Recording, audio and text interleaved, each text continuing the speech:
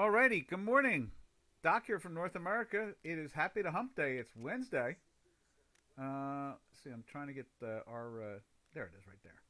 Trying to get our chat line up there. Uh, as you can see, what are we looking at there? Oh, that's crude oil. Let's go over to the currencies. I see where they just see the dollar Swiss lifting up. Just a tad. Nothing major. Let's see, let me skip this ad. And let's see what we got there. You can see the chat line now. That's good. And let's get the fact check spreadsheet up. There it is. All right, and then going over to Dukascopy, let's get on the J4X. Let's put that up. You'll be able to see both of them there. Right there. So it shows it that way too on the J4X. So strength lifting up, and the dollar. The dollar is firm. There's a I don't know what this is a Fed day. Things are going to be traders be very careful today. It's a Fed day. It's a big Fed day. They're looking for that's what I put in the title yesterday about words. They're looking for twisting or something like altering, and they're looking for the other word of scheduled calendar or calendar. And so they hear those words and they're enunciated by the Fed chair just the right way, then they'll be all happy and they'll be like, okay, and life is okay. And if they don't hear it that way, then they'll be like, oh, life is a disaster. There'll be something like that. So you got to be very careful on a trading day like today. All right, let's see what's going on with that. Wait, there we are. And so then let's drift over to the Chicago Quant. You can see the same thing there. Trying to hold on to the daily buy. You can see it's in that weekly buy for weeks now. So this long time period it's been in a weekly buy. So they're not exactly walking away. And that's pretty much the name of the game at the moment. That's really what we're seeing here is we're seeing a dollar that's firmer because interest rates are rising in the States, and at the same time it's still a place to go, last resort, that type of thing. It's just there's so much odd relationship out of it all in the end result. The fundamentals are not really there anymore. Mainly all we're watching is the markets follow the central bank's policies, and it doesn't have anything to do with inflation or GDP or employment or interest rates per se. I can say they have some. Obviously, when the Bund in Germany, the 10-year is trading at 0.31, and you got the French bond trading about 0.08, and then you got the Italian bond trading at the 10-year trading at about 0.66, and then you have the U.S. one trading at almost at 1.66. So obviously, money's going to be running towards the one that gives some return. That's the whole idea, is to make some money. That's always the good idea when you're trading. Is try to make money. Good idea. So that is where we're at the moment. We are watching this whole montage of that nature of it all. All right, let's jump over to the euro. Euro went into a sell. There it is right there yesterday. And it looks a little weak here. Nothing major, but we're in the weekly sell, so that's why it was convenient to basically be short taking the trade. That was a trade you can take. Obviously, it hasn't gone too far. It closed last night officially at 190.26, and today's low is 189.90. So it's a 36 pip win there. If you're watching Doc's work, you could take that trade, and obviously if you're shooting for 25 pips or 20 pips or 10 or 30, or if you're going to hold on to the position, only you know what you're going to do. I can't tell you what to do because I don't know any of your, we had a trader in here a couple days ago saying, you need to have more of an opinion. And I was like, well, the charts have all the opinion. And I can't have a lot of opinion solely because I don't know how much money you have, how much risk you take, Are you trading the hard delta? Are you trading the options? Are you trading the binaries? Are you doing combinations? It's very hard for me to give technical analysis to everybody and try to pigeonhole how they should trade it. It's an important thing there. Hey BZ, how you doing? Hey Robin, all good? Cool. How'd you like that chart, Robin? That look any better? So there we are. All right, and you can see the euro, like I said, is moving down just a little bit. It's doing its thing. And then over here on the cable, you can see it bouncing back up again, which is classic with us. We're always trying to find, a buying situation. We think the cable, is not super undervalued, just undervalued. We thought that since 123. So. We're kind of getting towards the top of the range that we thought that we could get to, and we've gotten up to the 42s now. I think we even danced a little over that into the 43, so that's not too bad. And I don't know if we're going to see this thing make it into a weekly sell. It's Wednesday, and if we make this wider, you can see we are, and you can see I highlight it. Plot 1 is 0.0 ZZZZ6. Whoop. ZZZ6. So now it's Z5. So it's just inching down a little bit. There's Z4, if you can see right there, plot 1. And so, it's now it's jumped back up to ZZZ6 again. 4 Zs. Now, so, I don't know if we're going to hit that weekly or not. In other words, get into it. The fact that the white line dropped below the time manifold was a warning, of course. Oh, good. Okay, we'll try to convert them all like that. Doc, can you share what position you have open? In other words, what do I think is a winning trade at the moment? Right now, I'll tell you, I'm watching this one right here. Planning on getting short.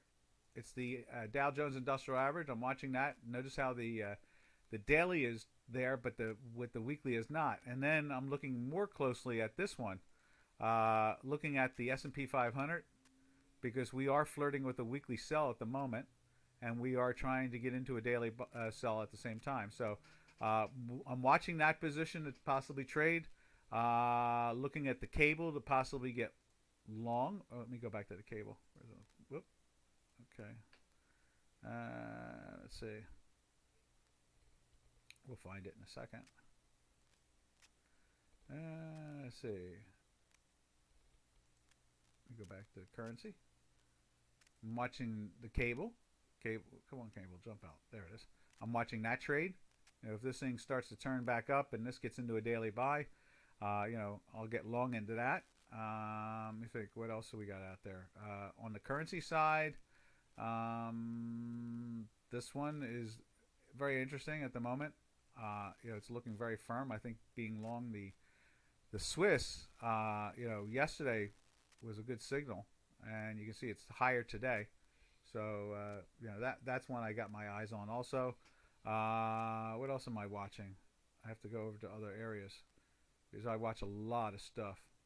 I think, where am I at? Oh yeah. I can open up. Do you trade grains? I'm watching some grain trades at the same time. I'm bouncing around and looking at a lot of different things. I hope that gave you a little flavor.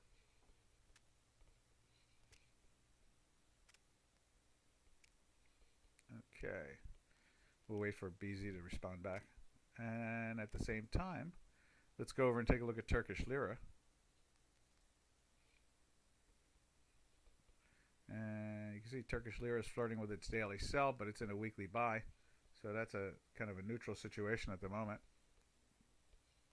And then, let's see, then we go to Canadian, and that was kind of interesting. Yesterday they pushed it down, and I thought it was going to keep on pushing harder, but you can see it closed at was at 24.48, and the low on this bar is 24.37. So 11 pips. That's about it on the Canadian side. Maybe we're getting ready to bounce, but it's only going to be a dead cat bounce with an opportunity. If we get into a buy for a day or two and then go into a sell again, with this weekly sell on, definitely would be in there buying or getting short in the Canadian against the dollar. Let me think. What else? Boom, boom, boom, boom, boom. Okay. Let's see. And then from there we go to the NASCAD. And there's NASCAD. It's been in a daily sell for weeks. And we're in a weekly sell for 2 weeks plus and going on a third. Let's see. Where do you get these indicators from? Hey, Joe. I invented them. It's my own proprietary indicators, but we have a 66, 65, 70 correlation one over here on J4X. And what it does is it matches, it plays the old Al Einstein thing where you're doing the relative thing. And that's not with his family. Kind of using 2 different stochastics, a fast one against a slow one, overlapping with each other.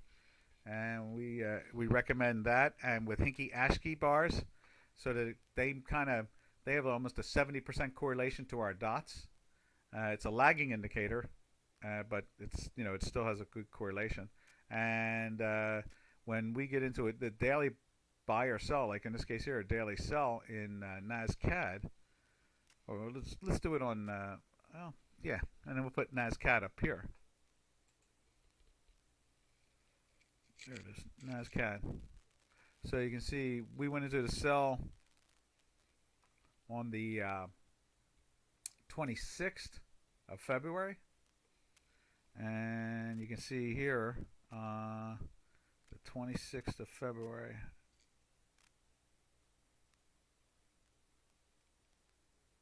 What is that? That is,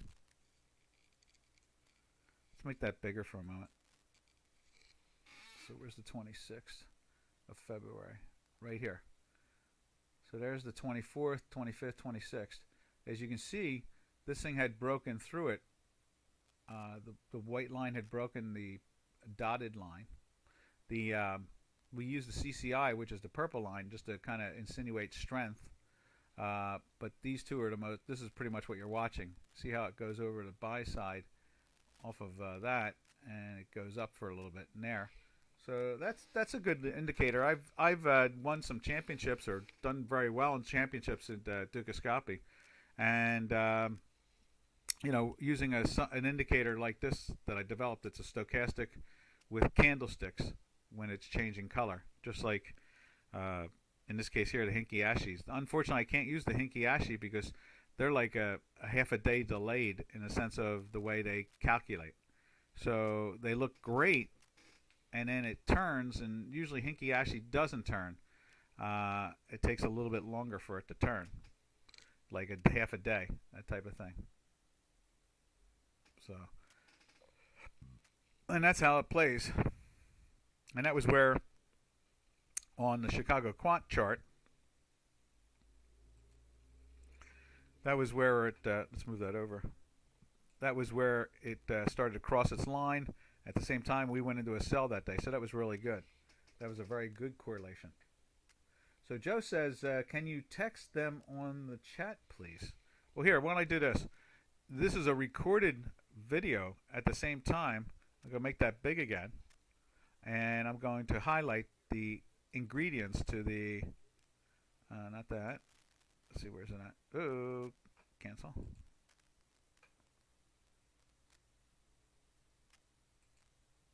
And here is the, let's see, pull this down. And maybe pick this up a little bit like that. And then this is the, okay, you see that there? It says Stochastics 5-3 SMA. That's the fast. And then the slow is the 5-3 SMA, 3 SMA low, and slow. Okay. And so that would help out a lot. Then the Hinky-Ashke bars, that helps out. It gives you a good direction.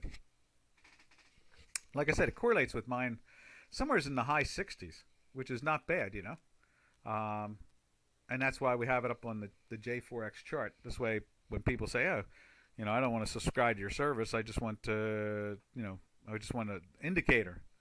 And I go, okay, here, try this. And this is a good little tool. All right. And if you want to understand more about our work, I'll show you again. We haven't done this much, had to do this. But lately people have been asking questions about our work, so we're getting a lot of new people in. And so, right there, Chicago Quant Technologies. We have some explanations on there about our research and so forth. And that's a website. You can see it right there. Oh, you can't see it right there. There it is. Like that, I highlighted it. So, if you want to know more about our work, you can go there and look at the same time. If not, you just come to Dukascopy. It doesn't matter. Either way, we are here. All right, now, let's see, what are we doing here? Let's take a look at, let's see, let's jump over to, that's right, we were looking at the NASCAD. So NASCAD is heading down, okay? And you can see it on the J4X. At the same time, Canadian is kind of sideways, right? So that kind of insinuates that oil should be going sideways or down, that type of thing. So let's take a look at crude oil this morning and see what that's doing.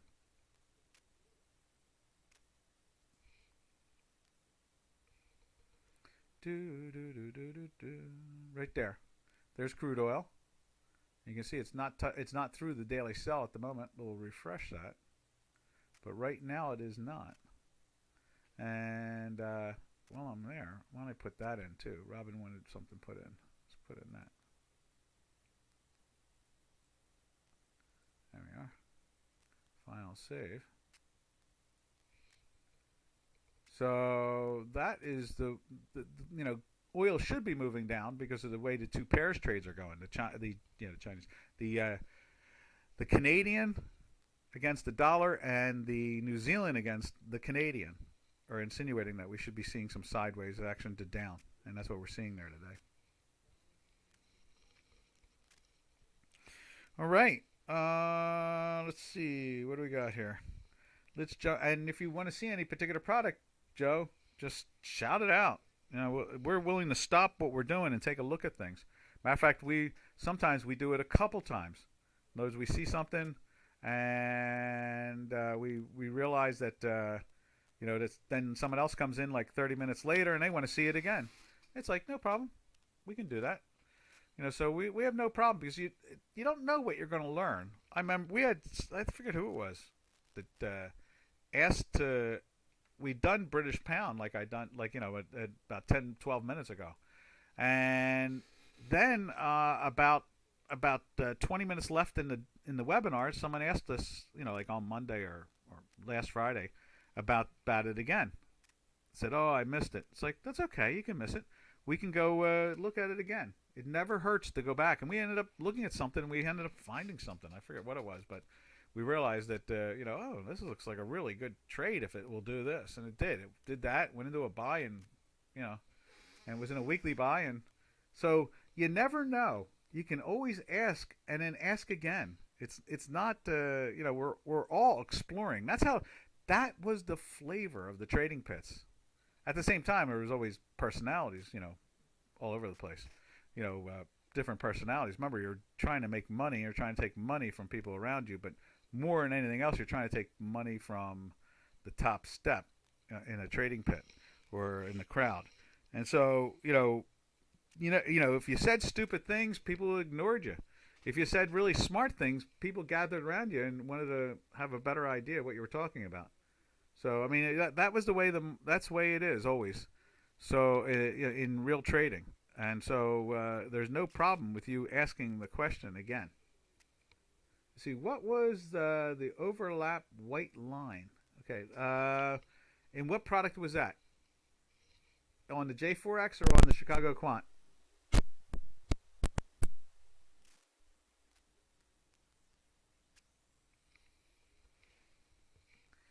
We'll wait and see what Joe 7 says. We'll see if we can help him out. The overlap white line.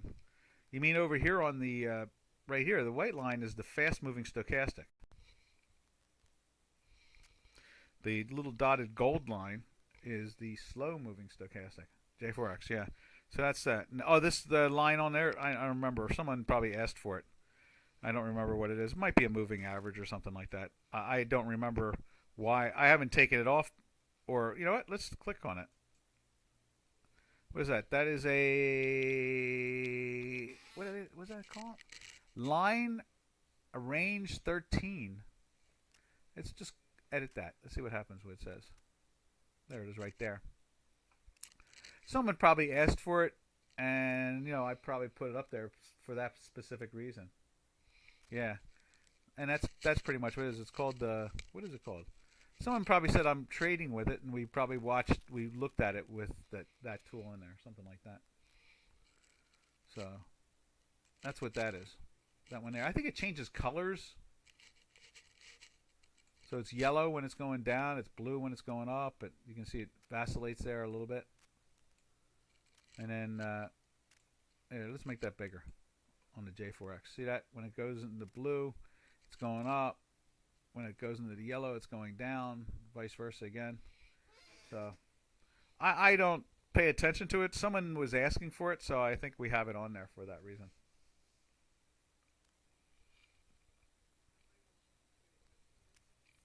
Matter of fact, I'm really glad you asked, because I'd forgotten what it means. I don't watch it. So, you know, it's well worth watching, actually.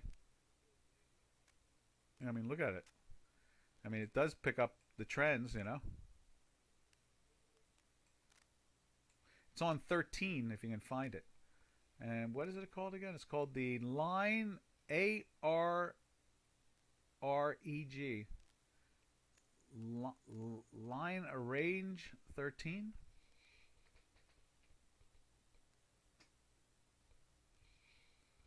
So that's where we are. All right. So where did we finish off? I guess what it was. Oh, okay. We're looking at oil there. That's it. And please interrupt me. I have no problem with it. You know, it makes the webinar even more interesting for me. As much as, you know, I can complain about other things, you know, it does make the webinar much more interesting for me. So, I mean, I can go on a rampage, and you have to bring in a rope and bring me back in. Did you find it? Yeah. Looks like an interesting product. I'd forgotten all about it. See, that's a good reason to ask questions. You never know what diamond in the rough you're going to find, you know. So now, let's see, where are we at now? So now let's jump over to, let's look at the natural gas. We're looking at the energies right now, right? Yeah. So there is natural gas.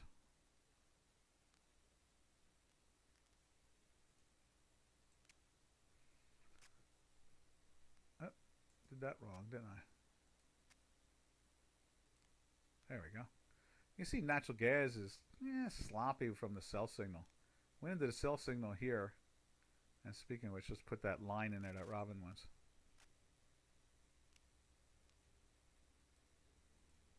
And so let's just file save that.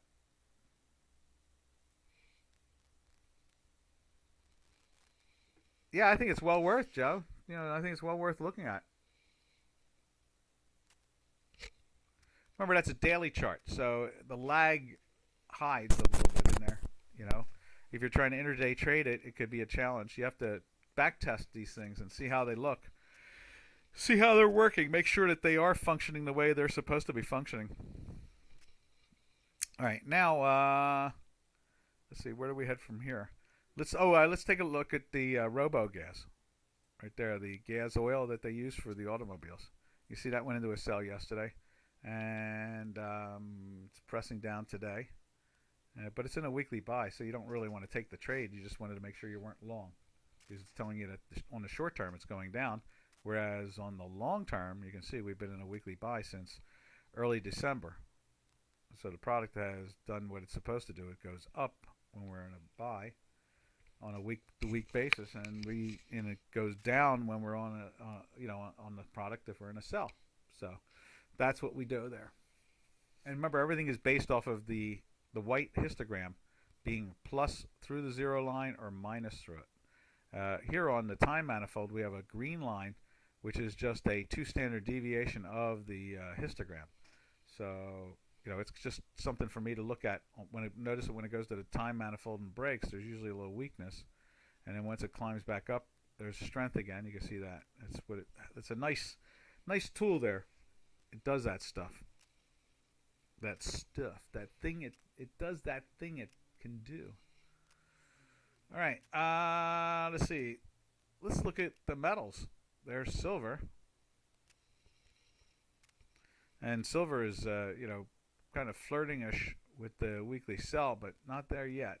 I heard somebody in silver, they're still talking like it's going to take off, go to the moon, double in price, something of that nature.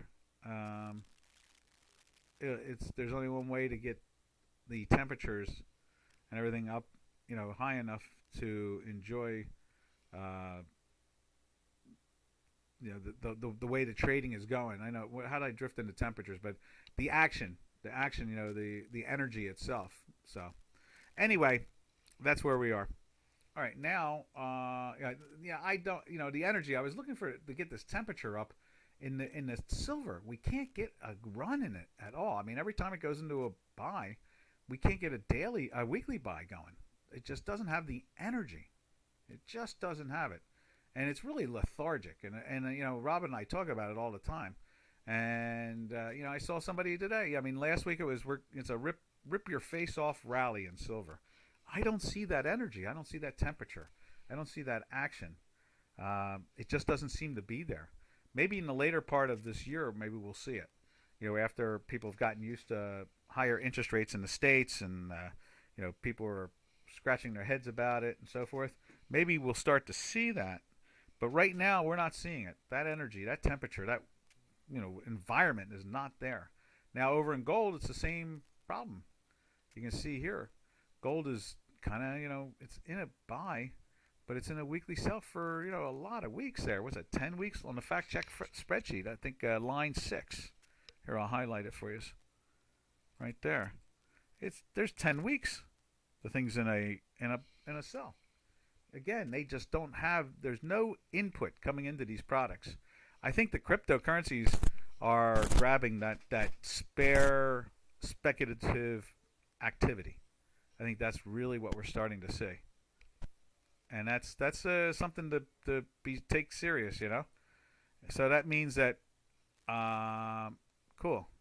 Perfect. Excellent. Just saw your message, Robin. Perfect. Good. So that is the whole crutch of this situation with the metals complex. It seems like the cryptocurrencies have basically grabbed a hold of the environment there. Yeah. Let's see. Let's do this too. Let's do it in silver there for you. If you're watching, Robin, you'll see what I was. Oh, look at, there is one in there already. There's a brown one. Let's get rid of that brown one. There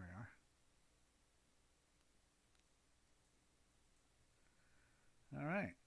So we're slipping them in as we look at those charts. All right. Now, traders, let's see. Where do we go from here? Let's take a look at the platinum. Oh, no, copper. There's copper. Yeah, we were using a brown one for some reason in that. Let's look at the copper. Copper threw a red line in there last night, but it's not there today, so we're in a buy. It's held up. It's amazing. And we're in a weekly buy for, was that 4 or 5, 6, now going on the 7th week. So there's not a lot of selling in that metal. That metal's done really well. It's had a 33% run, maybe even more than that, like a 38% run. It's almost like the fib number, 3.389 or something like that. It's doing really well. Again, as I know I'm not beating a dead horse here, but just realize that traders, that a lot of this the metal traders out there in particular, the crypto, the crypto money, the money is going into cryptos and moving away from the I guess you could call it the speculative side of gold and so forth, and that's probably something that everybody should pay attention to. All right, now let's take a look at platinum. Platinum. Where's it at? There.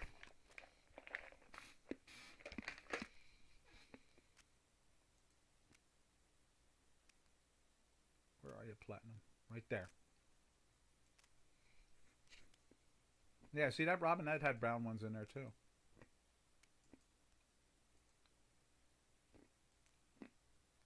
Now that's trying to get into a sell today. I like the way silver is. And let's just throw that up on J4X too. We'll put the gold up there.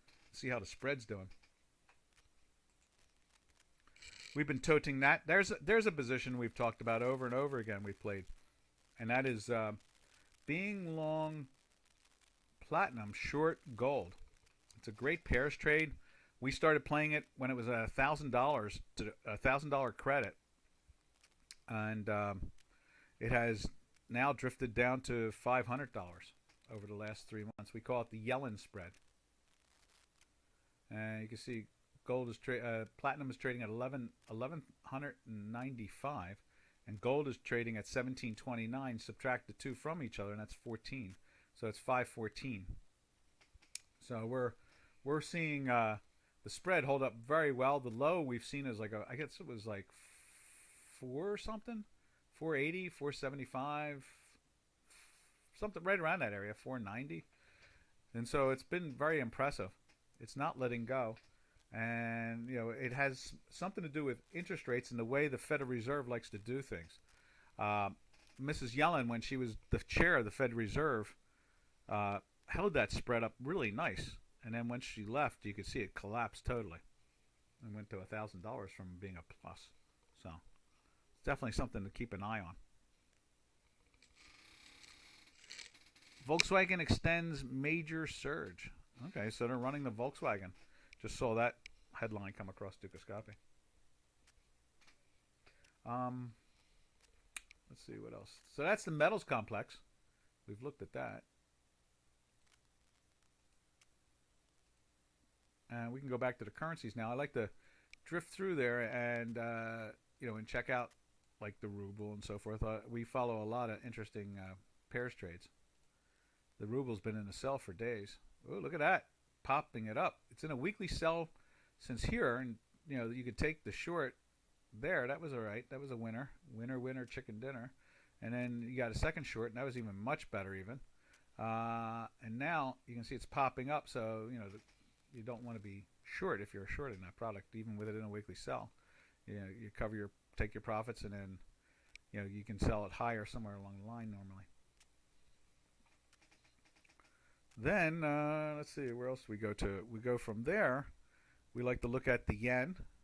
You can see the yen's been in a daily buy for a few days here, and it's in a weekly buy since back here, since back in this area here. So it has followed the correct action, and you can see a little weakening going on here. White line through the time manifold. That's that purple line there. And normally when it goes through the time manifold, you see some type of selling pressure. And then when it jumps right back up, it's usually buying pressure. And in this case here, it starts the selling again. So, yes, indeed. Now, let's take a look at... Let's look at the Aussie. Aussie went into a sell after a bunch of days in a buy. We didn't fill this in. That's interesting. There we are. And then now it's went into a sell yesterday. And we're flirting with, at the same time, we are flirting with the weekly sell right there. We've been in you go to the fact check spreadsheet, that's line 12? Yes, 12. We're 20 weeks. You can see it right there. We're 20 weeks in a weekly buy. So that's pretty interesting. We're flirting with a weekly sell. That can go up on our scope to pay attention to the possibly trade. If we're going to get into a weekly sell and a daily sell, we want to be short the product. So that's what's going on there. And then look at the Zolti. You can see the Zolti has been a daily buy and weekly buy now for going on 3 weeks. And in the daily 4 days, you can see there's strength kicking out in it.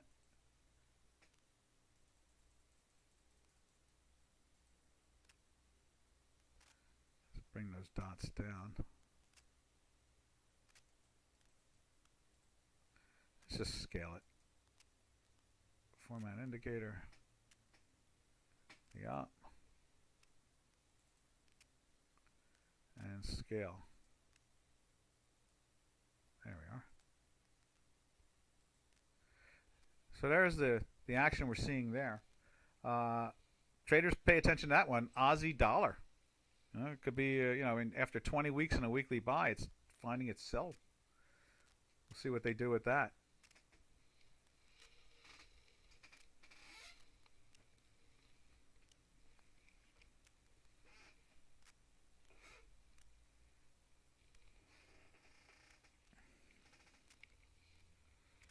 All right, now let's see. Let's go to what other currencies are we looking at? We've been watching the peso a lot.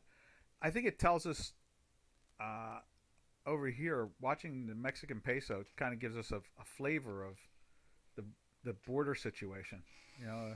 The president of Mexico came out and said, you're messing it up. We had a good system working, and you got rid of it, and look at the disaster. Stop it. I mean, that was pretty much what he said. So, that's where we're at the moment. I mean, they kind of want to see the world get their game together here.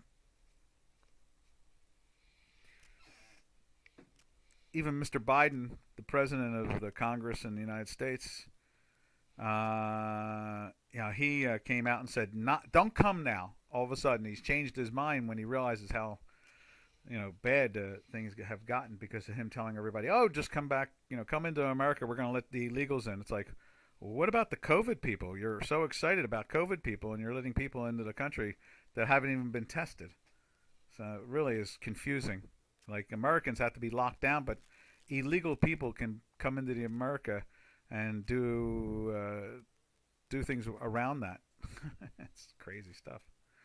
All right, so there's kind of impressive. You see the peso trying to lift back up. Remember, when it's going down, it's obviously making money. And it's holding in the area there, we'll see. But it's in a weekly buy also, so the strength has been there. All right, now let's see, where do we go from here? What other exotic? Anybody care to see any particular exotic? If not, we'll be drifting over into the stock indices. All right, we'll do that. We're going to go over to the stock indices then.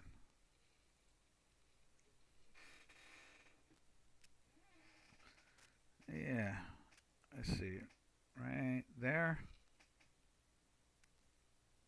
Not there, there. Okay, let's look at the NASDAQ 100, which has been the major player. You can see it's in a weekly sell for these days, since up in here. It sold down, in a daily sell. It was a great, signal for us longer-term traders using options and so forth. Hey, 47. Sure, we can jump right over there. And you can see here it's playing with a daily sell, and it's trying to get back into the weekly buy. We'll see how that plays out. Let's go over to GBP Swiss.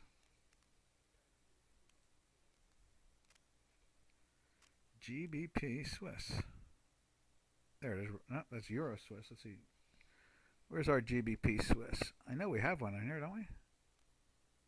There it is right there. And let's see, what are we doing? We can get rid of that. When last time we looked at it 3 days back, that's what was going on. And it went back into the sell there. No, actually, what it did is it never went into the buy because of the red dot. So it's still in a sell. That's what it is. But I think we're in a weekly at the same time, aren't we? Yeah. So we're in a weekly buy. You can see the overall trend is on the upside. And so the sells are usually thin. We'll see when it gets back into a daily buy, then obviously it would be an opportunity again to get long. That makes sense to you, 47?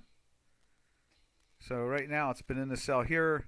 It tried to go into the buy, but we had a red and a green, so you couldn't do that. And then you can see overall, though, it's been telling us that take the longs. In this case here, that one was barely a win. In this case here, it made anything back you might have lost on that one. On this one, you would have made anything you lost on any trade. And same thing here. This is another winner chicken dinner. So it's been some good signals. That was a good one too there. I think that the Forex chart is in the... Oh, it's in the way. I'm sorry. I've got too many monitors. I've got 8 monitors in front of me. Sometimes I... And the one I'm looking at is my dead center one. This one right here. And so... And then I have the 2 monitors that have the OBOS on there and the J4X and so forth on a different monitor. So I'm combining 3 or 4 monitors. I guess it's 3 monitors on the one screen. I get them all combined together. So there you go. You can see that. So yeah, so it was, I'll do that over again. So it's been in a weekly buy since here. That was our first daily buy, which was a nice one. And that one was sloppy, and you might have lost some money on that one. So it's 1 and 1 and 2 and 1, then 3 and 1. Really big wins on the rest of them. And 4 and 1 out of the last 5 signals. So it's 4 and 1, which is holding up to our average. We usually see an 8.5 out of 10, something like that. So the chances are that the next, let's put it this way, if we get into another, if it would go down more and then get into a buy again, it'd probably be another good buy. We'll see. If it isn't, it's because it's at the tail end of its run. That's one of the characteristics I've noticed over the years now, explaining to people on the webinar, that when it starts to peter out, when it slows down, we could be like 8 or 9 out of 10, like 7 out of 8 wins or something like that. And then all of a sudden, you get a nothing trade or very little trade. And then the next one is like a losing trade. It's like, okay, we're at the end. And usually we end up switching too. The weekly turns into a weekly. From a weekly, if it's on the buy side, it turns into a weekly sell. So we've seen that many a time. All right. If you think up anything else, shout it out. I'm going to go back to the stock indices. And so we were just looking at the, where was it at? We were looking at the NASDAQ 100, or on Dukascopy, they refer to it as the Tech 100. So, that's got all the great stocks in it. There's 100 stocks 100 companies in it.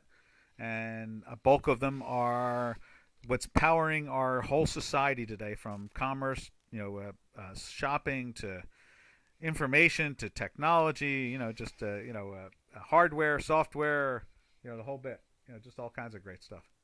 You can see it's weakening up a little bit here, but it's in a weekly sell. It's tried to get into a weekly buy this week. So far, it's just on the edge of the chinny chin. You can see the green line is not even willing to get up near the line, but that's because it's a super. So the green line is a 5, and the 3 is the white histogram. All right, now let's jump over to the S&P 500. We were mentioning it to, I forget who it was. Let me just scroll back up a little bit. I think it was it Joe? No, it was Y. It was BZ. You're BZ. You're busy, or your business. Either way, this is a trade we're looking at very closely. If the S&Ps will go into a weekly sell and a daily sell, then we look to that to be a good short. And then over on the Dow Jones Industrial Average, it's a wild animal that just refuses to go down. Yesterday I just missed a good trade in that. The weekly is up high. The daily is on the edge of all-time highs. They're not really selling that down much at all. It's kind of curious. Yeah, that's the real action to that. Oh, and let me put that line in there for Robin at the same time.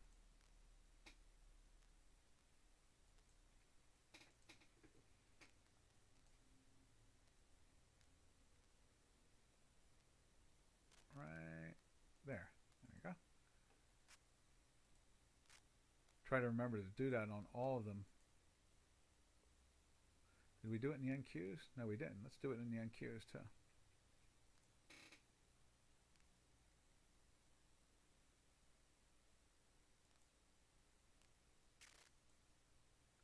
And then we'll put it in the daily.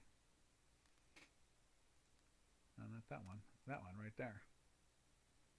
Remember, repeats never hurt. Someone might be watching this now going, we were just looking at that, and now I see something I didn't see before. You never know, traders. Don't be afraid to go back to charts just because you looked at them 5 minutes beforehand. Do not be afraid. Put your hands on that mouse and go double check something. Don't be afraid to double check stuff. All right. Let's just save that. Now let's take, we've looked at the Dow Jones Industrial Average, and we've looked at the NQs, NASDAQ 100, and we've looked at the S&Ps. Did we fix the S&Ps with that? Let's see. No, yeah, look at it. I had a brown one in there. There we are. The daily is going into a sell in the S&Ps, but and the weekly, so that's interesting. That's got my eye. Let's just save that. Last one is the one that really led this whole thing. I relate to it more like Reddit and Robinhood and all like that, and that is the this one right here, the Russell 2000. The Russell 2000 has been leading this whole market up, and 2 days ago it was at all-time highs, and then they sold it off yesterday. You can see the pressure that's starting to get. Matter of fact, we didn't even look at it yesterday because no one's watching it out of the Chicago Quant, but it went into the daily sell there yesterday, and you can see down below the green line is piercing the zero line here, and so it's trying to push its way into a sell on a weekly basis, which would be very interesting to see if it did something like that, because if this product starts to head down, some of those speculative stocks that have been pushing the market up are going to go down. This has the GameStop and the BlackBerry and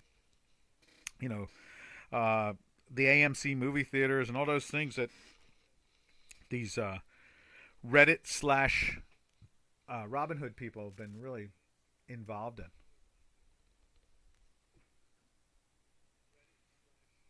All right, let me just take a sip of water here.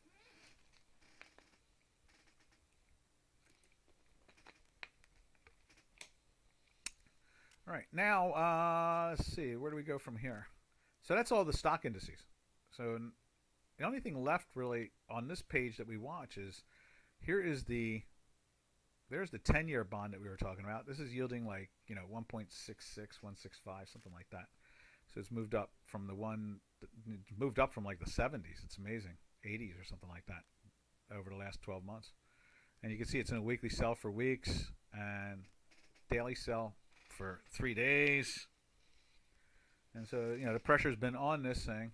And then let me just show you the 30-year, which we think is going to have more action. That's why I'm kind of drifting towards that more.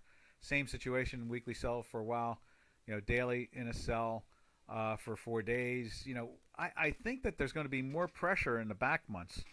Not back, that's back years. Remember, that's a 30-year bond. It's yielding 2.35, 36, something like that. And so, I mean, that's a pretty good return, especially when you have a few $1 billion and you're trying to park it somewhere and get some money for it. It's very tough in Europe right now, where you buy the ECB bond and it's you have to pay interest to own it, not you receive interest, which is really weird.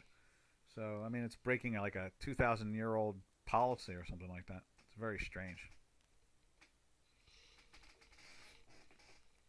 And so that's where we are now with that whole situation.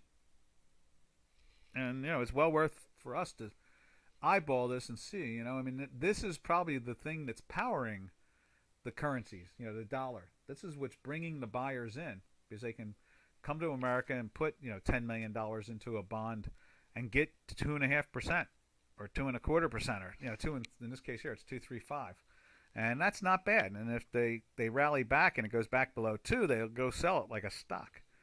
If the interest rate comes back down, this raises the price of the bond itself.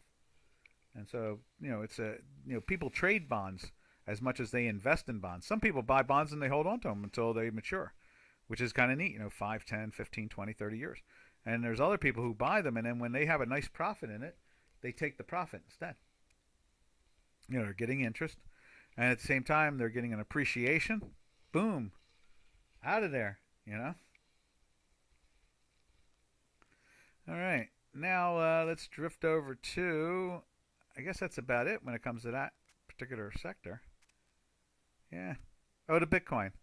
Bitcoin's in a daily sell. You can see the pressure on it. I think it's over there. That's where it's supposed to be. There we go. And so it's feeling the pressure. It tried to flirt with a weekly sell last week, didn't succeed. This week it's popped it back up again. We'll see how they finish this whole week out with with the cryptocurrencies.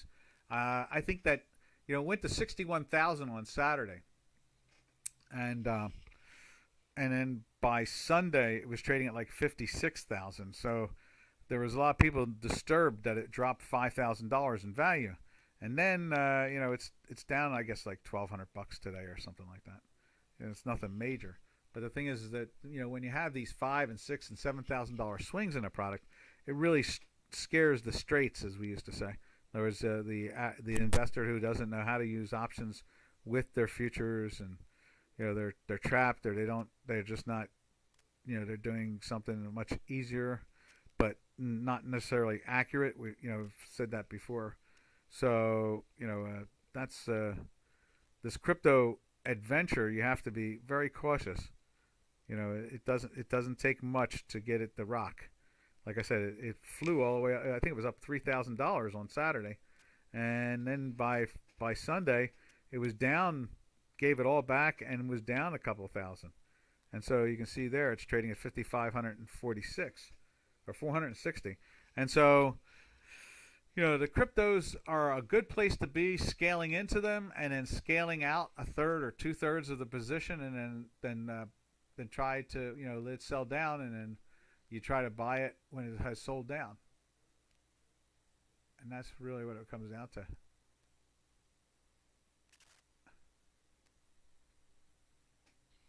All right. No questions there, so we'll keep on rolling along. Let's see now. Where else are we? I guess we could jump back to the currencies and see if there's anything particular jumping out at us in the currency market. We were looking at the pound Swiss. And again, let's just cancel that so you can take a look at it. You can see right there.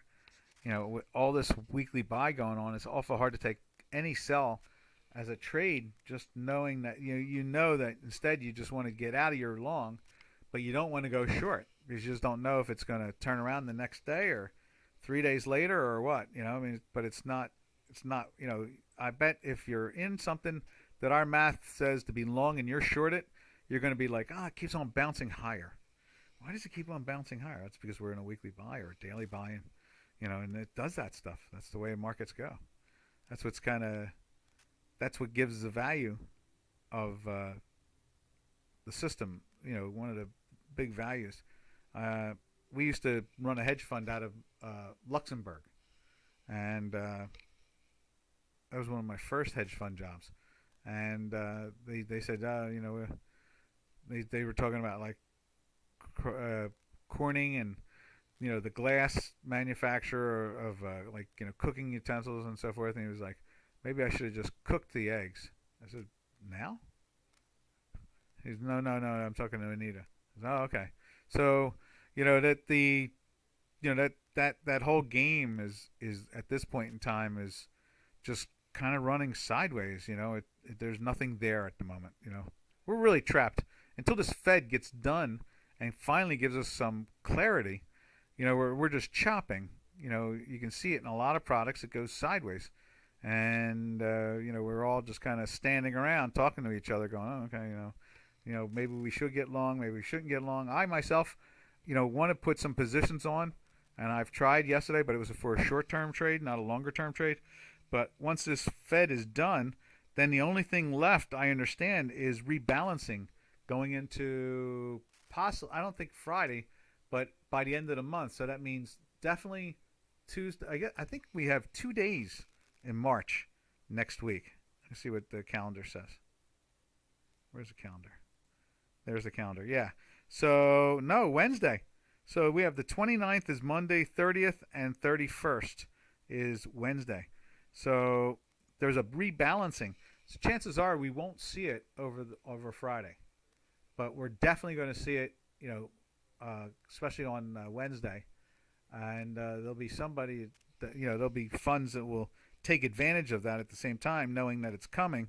They will be out maybe even sooner, like Thursday or Friday of this week. Or try to flatten out or neutralize or whatever you do to not be long.